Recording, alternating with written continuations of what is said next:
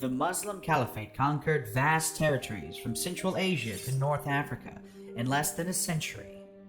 By 708, the Muslims had reached and conquered modern-day Morocco.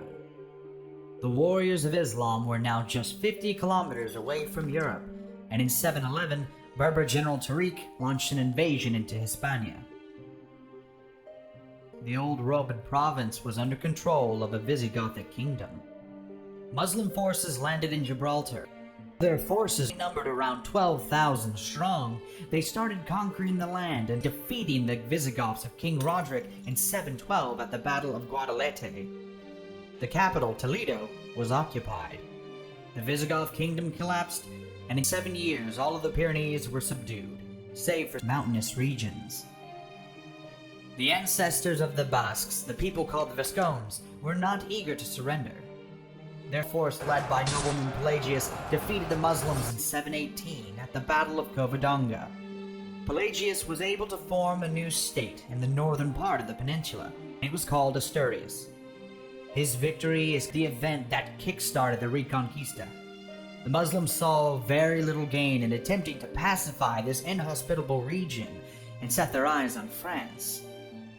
Between 719 and 759, their forces tried to invade the Franks on multiple occasions, but every time were stopped. Back in Spain, the new king of Asturias, Alfonso I, took Pamplona and then most of Galicia by 750. The Muslims had their internal problems, as in the same year the ruling Umayyad dynasty was toppled by the Abbasids. One of the last remaining members of the Umayyads, Abd al-Rahman, managed to save his life and take over Cordoba in 756. He formed an independent emirate and unified most of Muslim Spain under his control within the next 25 years. The emirs attempted to take over the northern part of the peninsula, but were stopped in 794. During the Battle of Lutos, Muslim forces were wiped out by King Alfonso II of Asturias. To the east, Christians formed a new kingdom of Pamplona. Eventually, this state would transform into the Kingdom of Navarre, while Asturias became known as the Kingdom of Leon. Two countries were allied in their attempts to drive back the emirate, but this alliance was defeated during the Battle of Valdenquera. The Emirate of Cordoba declared itself a caliphate, showing that they were just as great as the Abbasid or Fatimid caliphates. The King of Leon, Ramiro II, managed to defeat Cordovan forces in 939 at the Battle of Simancas. Fortunately, the situation in the Kingdom of Leon was stable, and soon after this victory, the Christians continued their reconquest. The situation would become more dire in the late 10th century. The Caliph started to spend less time in the state affairs, and nobleman Almanzor became the de facto ruler of the Caliphate. He completely changed the situation in the peninsula. His death in 1002 plunged Caliphate into a civil war, ended with its own collapse.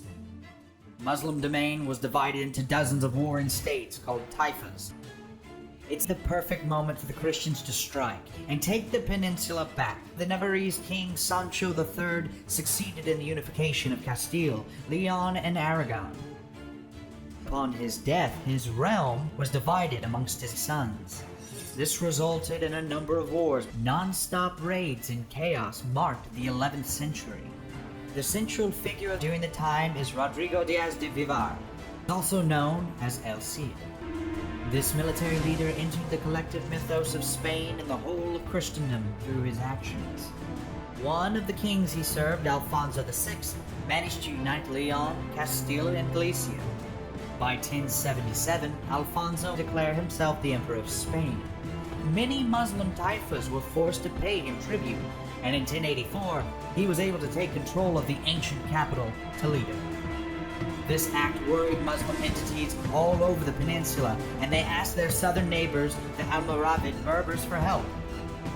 The Berbers came to Spain and delivered a defeat to Alfonso in 1086 at Sagrajas. The Almoravids decided to use the weakness of the taifas, and by 1110 they occupied the southern part of the peninsula.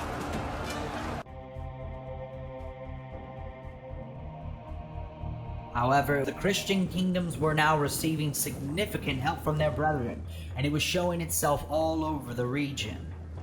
In 1139, Portugal was established as a kingdom, and with the aid of the Crusaders, Lisbon was reconquered in 1147.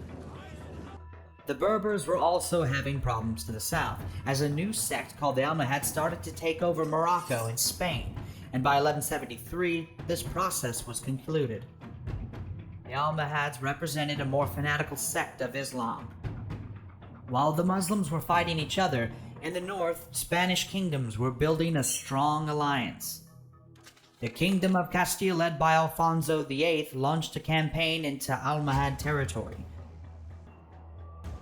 Neither the Almohads nor the Christians were fond of a new balance, and in 1211, the Caliph Muhammad al-Nasir launched across the Strait of Gibraltar with an army 70,000 strong.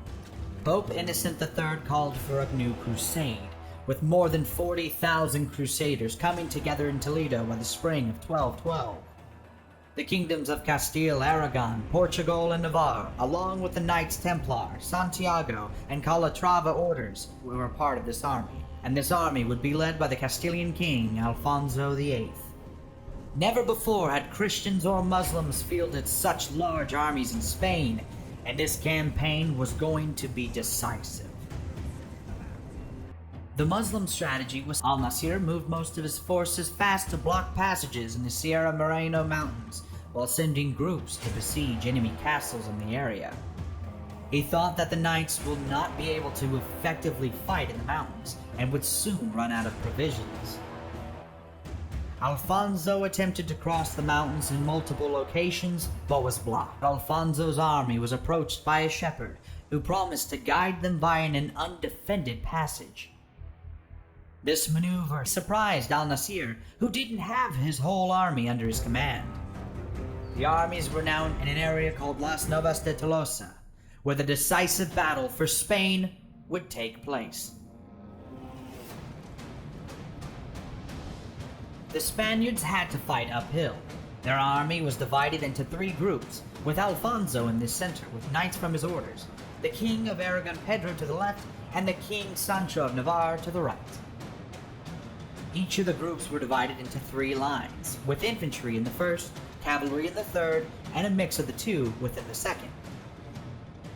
The Muslims fortified a small position for the Caliph and his guard. The Almohads had all of their cavalry on the left and right, with center occupied by the infantry consisting of local Muslims in the front line and Moroccans in the second.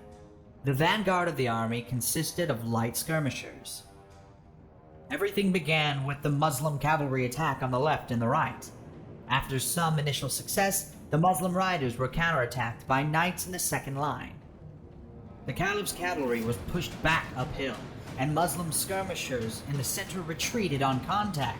The second line joined the attack, and the Christian lines were close to breaking. It is said that at this point, Alfonso remembered the defeat at Alarcos. Only after encouragement from the clergy, he managed to come to his senses and lead his center in a counterattack. The Spaniards stopped their retreat. They would be saved by a brave tactical maneuver of King Sancho himself. The Navarrese ruler saw that most of the enemy was engaged in the center and on the flanks, so he led his knights uphill to attack the Caliph himself. The guard did not expect this move, and the knights were closing in on the Caliph. The Caliph lost heart at this moment and decided to run. As soon as Muslim forces saw that his banner was not present anymore, they broke their lines and withdrew. Sources claim that the majority of the Almohad army was killed or taken hostage, and the Spaniards were victorious. This victory was a turning point. The Almohads soon collapsed, and the Muslims never mounted a serious offensive into the Christian Spain, and gradually, region by region, city by city, the Reconquista reclaimed all of the peninsula, with Granada being the last to be reconquered in 1492 by the united Spanish Kingdom.